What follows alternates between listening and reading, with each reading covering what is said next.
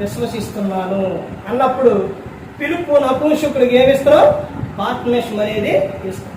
ఇచ్చిన తర్వాత పిలుపు వెళ్ళిపోతారో ఇతడు ఎలా ఉంటాడంటే ఆనందంగా సంతోషంగా ఉంటాడు. ఇప్పుడు ఆ రథం వైపుకు వెళ్ళు అని ఆజ్ఞాపించింది ఎవరండి? దేవుడు. అంటే పరిశుద్ధాత్మ ద్వారా దేవుడు ఏం ఆజ్ఞాపించిండు? ఇదిగో ఒక వ్యక్తి వాక్యాన్ని చదవబోతుండో, అతడు మారు మనసు పొందబోతుండో, అతనికి నువ్వు అతని యొద్దకు వెళ్ళి నా గురించి చెప్పు అని దేవుడు పరిశుద్ధాత్మ ద్వారా ఆజ్ఞాపించింది. ఇప్పుడు పరిశుద్ధాత్మ ద్వారానే దేవుడు మనలను నడిపిస్తూ ఉంది. భయభక్తులు కలిగి పరిశుద్ధాత్మ మాట ఏంటి ప్రతిశుద్ధిని కాపాడుకుంటూ క్రీస్తుని కొని నడుచుకున్న వీలోకం విడిచిన పరలోకానికే చేరుకుంది.